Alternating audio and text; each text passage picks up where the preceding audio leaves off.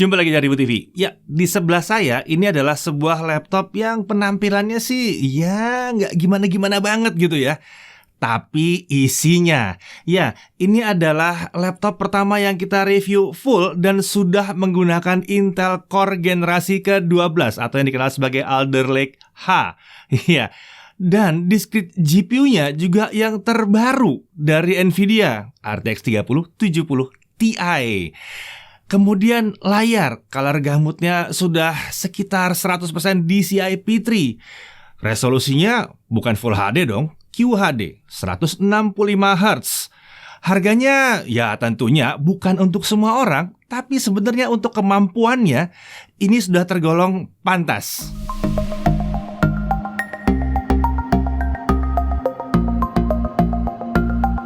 Oke, laptop yang samping saya ini adalah MSI Vector GP66.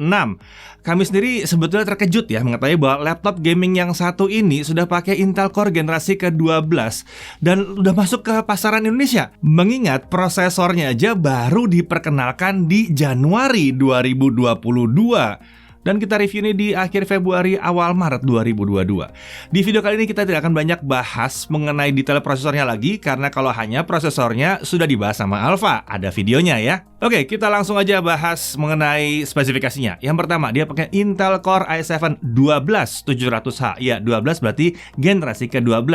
Codename-nya Alder Lake H. Fabrikasinya dinamai Intel 7. Base powernya adalah 45 watt dan dia punya 14 core, saya nggak salah ngomong, 14 core, 20 thread yang terdiri dari 6 performance core atau yang umum disebut sebagai P-core dan 8 efficient core atau E-core. E-core gitu ya. Dan Intel Smart Cache-nya ada 24 MB. Untuk integrated graphics dia pakai Intel Iris Xe graphics dengan 96 execution unit. Kalau dulu yang H45 itu cuma 32, ini 96. Tentunya IGP ini sudah dilengkapi dengan Intel QuickSync dan kemampuan secara hardware untuk mengakselerasi kodek AV1.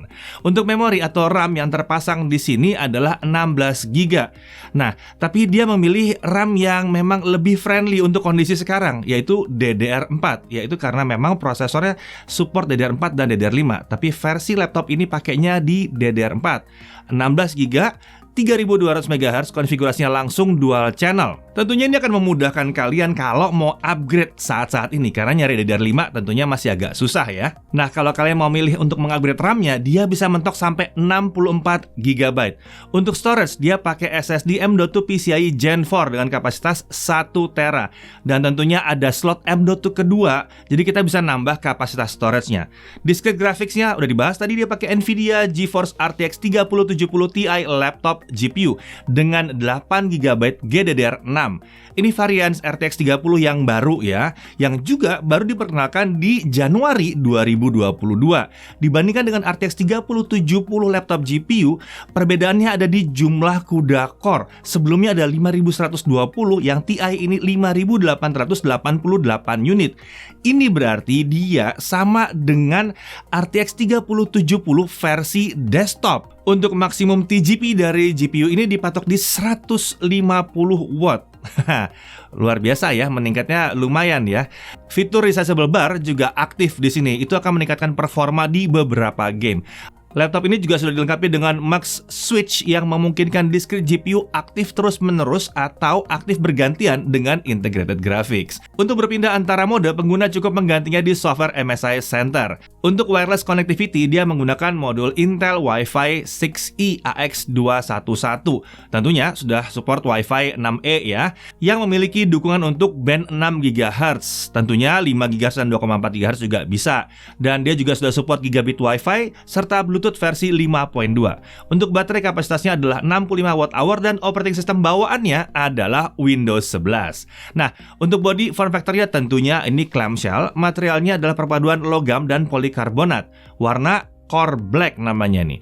Untuk desain penampilannya ini agak sulit dibedakan ya dengan pendahulunya yang MSI GP66 Leopard yang udah pernah kita review. Tentunya ini membuat bentuknya jadi low profile ya, berkat komposisi warna yang digunakan juga. Untuk ukuran, panjangnya 35,8 cm, lebar 26,7 cm dengan ketebalan 2,34 cm. Dan bobotnya tentunya monster ini nggak mungkin ringan ya, ada di 2,35 kg. Chargernya juga besar di 880 gram. Ini wajar karena ini adalah charger 280 watt. Total bobotnya kalau dibawa-bawa jadi 3,23 kg. Untuk display, ukurannya adalah 15,6 inci, resolusinya QHD dengan aspek rasio 16:9 atau tepatnya jadi 2560 x 1440 pixel. Refresh rate-nya 165 Hz. Panelnya dia adalah panel IPS level, tapi bukan IPS level yang kelas murah gitu, bukan. Tingkat kecerahannya berdasarkan pengukuran kami ada di kisaran 361 nits untuk kondisi normal dalam ruangan ya. Gamut coveragenya ada di 96,2% DCI-P3 dan gamut volumenya ada di 101% DCI-P3. Jadi layar ini seharusnya nggak cuma ideal untuk gaming, tapi bisa juga cocok untuk content creation. Layar laptop ini pakai permukaan non-glare ya, jadi nggak banyak pantulan-pantulan bayangan-bayangan yang mengganggu. Ini asik juga kalau dipakai di ruangan yang mungkin terang atau banyak lampu-lampunya. Bingkai layar juga sudah menggunakan desain yang tipis di kanan dan kirinya. Untuk sisi atas, ya tentunya ada kamera 720p 30fps, jadi nggak mungkin akan tebal-tebal banget. Layar laptop ini juga bisa menampilkan OSD crosshair seperti di monitor gaming yang dapat membantu saat bermain game FPS atau sejenisnya ya.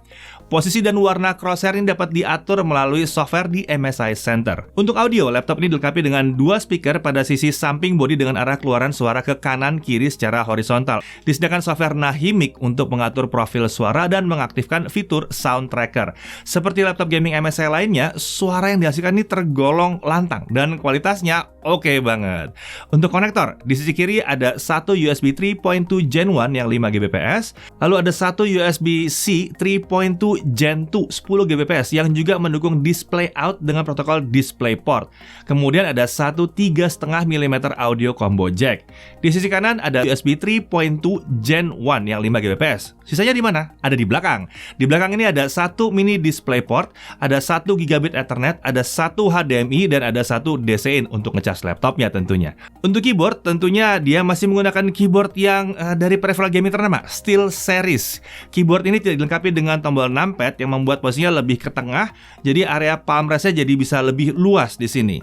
Tentunya keyboard ini juga sudah dilengkapi dengan lampu backlit per key RGB dengan 4 tingkat kecerahan. Untuk pengaturan warna dan efek dapat dilakukan melalui software SteelSeries GG ya. Saat tombol function ditekan, backlit di laptop ini memiliki fungsi untuk menunjukkan tombol mana saja yang memiliki asosiasi dengan tombol function tadi dan akan memancarkan warna jingga di situ. Untuk touchpad, posisinya sudah cenderung sejajar dengan tombol spacebar. Ini membuat aktivitas mengetik jadi terasa nyaman ya. Dan tentunya touchpad ini sudah menggunakan Windows Precision Driver. Nah, kita beralih ke cooling system. Laptop ini menggunakan sistem pendingin Cooler Boost 5 dengan 6 buah heat pipe dan 2 buah kipas. Ada 4 buah lubang pembuangan panas yang mengarah ke samping kanan kiri dan belakang kanan kiri. Oke, sekarang mari kita uji performance-nya ya.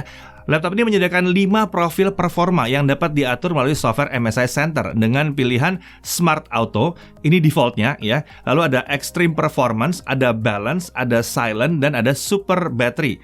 Saat menggunakan mode Extreme Performance, pengguna dapat melakukan overclocking pada discrete GPU dan memilih mode kecepatan kipas dengan pilihan Auto. Cooler Boost, ini kecepatan kipasnya jadi 100% terus-menerus ya, dan ada Advance. Lucunya, walaupun tidak ada menu pengaturan kecepatan kipas di profil performa yang lain, pengguna dapat langsung mengaktifkan mode Cooler Boost dengan menekan function plus F8 saat menggunakan profil yang lain. Oke, kita langsung aja masuk ke Cinebench R15, kita looping 20 kali untuk lihat konsistensi performance-nya. Di mode Smart Auto, skor tertinggi yang diperoleh adalah 2.903 poin. Menariknya, di Extreme Performance kita dapat skor 2.877 poin. Jadi kencangan Smart Auto-nya ya. Nah, kalau kita bandingkan dengan Core i9 11900H, ingat ini Core i9 yang hanya memperoleh sekitar 2.270 poin, yang satu ini performance multi-core-nya bisa 27% lebih tinggi. Ini adalah lompatan performa prosesor yang signifikan, mengingat ini terjadi hanya dalam satu generasi saja. Dan ingat, yang kita bandingkan adalah sebuah Core i7 versus Core i9. Nah, untuk skor yang bisa dipertahankan ternyata mirip-mirip aja, baik di Smart Auto maupun Extreme Performance di kisaran 2.700 sampai 2.800 poin. Oke, untuk suhu kerjanya bagaimana? Baik di mode Smart Auto maupun Extreme Performance, suhunya tuh ada di sekitaran 93 sampai 96 derajat Celcius pada saat kecepatan kipas di 100%. Perlu diperhatikan bahwa suhu setinggi ini hanya dicapai saat menggunakan aplikasi yang terus-menerus hanya membebani seluruh core dan thread prosesor 100%. Ini adalah aplikasi yang jarang ya. Aplikasi modern sih biasanya udah nggak kayak gini. Nah, sekarang mari kita langsung aja lihat deh ke aplikasi seperti apa jadinya ya. Kita pakai Blender sekarang ya. Seperti biasa BMW 27 Scene di sini. Untuk CPU rendering only, semua selesai dalam waktu 2 menit 17 detik. Sebagai perbandingan ya, kalau kita pakai Core i9 11900H itu kisaran 3 menit 8 detik. Ingat, ini Core i7 ya. Lagi-lagi perbedaan performanya sekitar 27% lebih kencang di i7-nya. Lalu kalau untuk GPU rendering dengan akselerasi CUDA, ini semua selesai dalam waktu 20 detik aja. Nah, suhu kerjanya gimana? Apakah panas? Nah, pada saat kita melakukan GPU rendering, kita lihat bahwa di mode Smart Auto, kecepatan kipas 100%, suhu tertinggi prosesor tuh hanya di 56 derajat Celcius. Dingin banget ya. Sementara untuk discrete GPU-nya itu hanya 61 derajat Celcius. Oke, sekarang mari kita beralih ke Premiere Pro CC 2022. Untuk pengujian dengan video 4K 60 yang panjangnya 2 menit 7 detik seperti yang kita lakukan seperti biasanya, dengan software only ini semua selesai dalam waktu 7 menit 19 detik. Kalau kita pakai CUDA ini selesai dalam waktu 1 menit 12 detik. Nah, kalau kita pakai resolusi Full HD 60 fps, video yang sama lagi, software only selesai dalam waktu 1 menit 18 detik, sementara dengan CUDA ini semua selesai dalam waktu 23 detik saja. Sekarang mari kita lihat suhu kerjanya ya. Dengan mode Smart Auto dengan kecepatan kipas 100%, suhu tertinggi prosesor lagi-lagi hanya di 66 derajat Celcius. Sementara untuk GPU-nya hanya di kisaran 57 derajat Celcius. Lihat ya, kalau aplikasinya modern semuanya adem-adem aja. Nah, sekarang mari kita beralih ke DaVinci Resolve, software video editing yang versi gratisnya yang kita tes. Untuk pengujian 4K 60, itu semua selesai dalam waktu 2 menit 59 detik. Sementara untuk Full HD 60 fps selesai dalam 56 detik saja. Oke, untuk suhu kerja dengan Smart Auto kipas 100%, kita lihat bahwa prosesornya ada di sekitaran 90 derajat Celcius. Ya, kenapa ini terjadi? Karena DaVinci Resolve versi gratis memang cenderung akan membebani prosesornya saja. Kalau versi yang fullnya harusnya tidak seperti ini ya. Dan ini sudah umum terjadi di rata-rata semua laptop. Jadi kalau kalian mau pakai laptop ini dengan DaVinci, sebaiknya memang pastikan bahwa ruangannya nggak panas. Lalu kita pindah ke gaming sekarang. Dota 2 1440p, settingnya fastest render scale 100%, 170 sampai 210 fps. Kemudian untuk CSGO 1440p low, kita bisa dapat seperti biasa 350 sampai kali ini kita dapat 660 fps. Saya nggak tahu mau dipakai buat apa itu 660 fps, tapi nyampe ke situ ya. Kemudian Death Stranding 1440p very high, DLSS-nya bukan di performance tapi di quality, kita masih bisa dapat 90 sampai 150 fps. Beralih ke Shadow of Tomb Raider 1440p highest, ray tracing ada di high, DLSS lagi-lagi di quality, kita masih bisa dapat 70 sampai 100 fps. Emang monster banget ini ya. Lalu kita beralih ke Cyberpunk 2077. Tapi ini jangan dibandingkan dengan pengujian Cyberpunk yang dulu-dulu ya. Kenapa? Karena versi 1.5 ini lebih berat dibandingkan yang sebelumnya. Settingannya di 1440p, ultra ray tracing di off, DLSS-nya di quality, crowd density di high, dan dia masih bisa dapat 50 sampai 70 fps. Lalu untuk Red Dead Redemption 2 1440p ultra, DLSS-nya di quality, kita dapat 60 sampai 70 fps. Lalu beralih ke Assassin's Creed Valhalla 1440p Ultra High, kita masih bisa dapat 60 sampai 70 fps. Nah, selama main game ini selama 30 menit dengan mode Extreme Performance dan kipas di 100%, kita lihat bahwa suhu prosesor ini naik di bukan 80-90 derajat Celcius, hanya di 60 sampai 70 derajat Celcius. Sementara discrete GPU-nya ada di kisaran 66 sampai 67 derajat Celcius. Oke, kita lihat permukaan bodinya seperti apa dengan 30 menit main game Assassin's Creed Valhalla ini. Suhu area keyboard tampaknya aman, tidak ada yang menyentuh 40 derajat Celcius. Suhu paling tinggi yang kami temukan hanya di sekitar lubang ventilasi ventilasi pembuangan panas yang pastinya ya nggak disentuh pengguna ya. Suhu area palm rest itu juga aman, di bawah 35 derajat Celcius. Jadi mau main game berjam-jam dengan yang satu ini nggak ada masalah, nggak panas. Kita beralih ke storage test. Dengan Crystal Disk Mark kita temukan bahwa kecepatan bacanya ada di 3605 Mbps. Sementara kecepatan tulisnya di 3451 Mbps. Ya, walaupun dia sudah pakai SSD PCIe Gen 4, performanya ternyata masih mirip dengan SSD PCIe Gen 3 yang paling kenceng. Sebetulnya sih nggak ada masalah, karena ya di atas 3000 itu udah kenceng banget. Nah, oke, kita sekarang masuk ke baterai life-nya ya. Menggunakan mode Smart Auto dengan brightness 50%, volume 25%, dan resolusi layar di QHD. Kita putar video 1080p. Kalau discrete GPU-nya aktif terus-menerus, baterai akan habis di kisaran 2 jam 9 menit. Nah, kalau integrated graphics-nya diaktifkan, hasilnya adalah 4 jam 13 menit. Ya, laptop yang monster kayak gini ya kayaknya sih wajar-wajar aja. Tapi sebaiknya memang kalau kalian bawa jalan-jalan, ya itu dalam kondisi integrated graphics-nya juga tetap dibiarkan aktif ya. Lebih irit soalnya. Untuk charging, 30 menit dia terisi 27%. Sementara dari 0 sampai full dia butuh waktu 2 jam 51 menit. Ya, memang ini agak tergolong sedikit lama meskipun bukan durasi yang paling buruk yang pernah kami temukan. Untuk harga, monster yang satu ini dijual di harga Rp34.999.000. Nah, sebelum kalian merasa bahwa ini mahal banget, perlu diperhatikan dulu bahwa laptop gaming kelas atas yang pakai Intel Core generasi 11 yang 8 core, pakai RTX 3070 bukan Ti, itu harganya seginian juga kurang lebih ya. Jadi harga laptop ini sebenarnya masuk di akal. Bahkan sebenarnya kalau kalian emang ngincer performa tinggi, ini cenderung murah. Oke, laptop ini dijual dengan bonus pembelian MSI Stealth Trooper Backpack dan garansinya 2 tahun. Hal yang perlu diperhatikan, pertama adalah suhu kerja prosesor.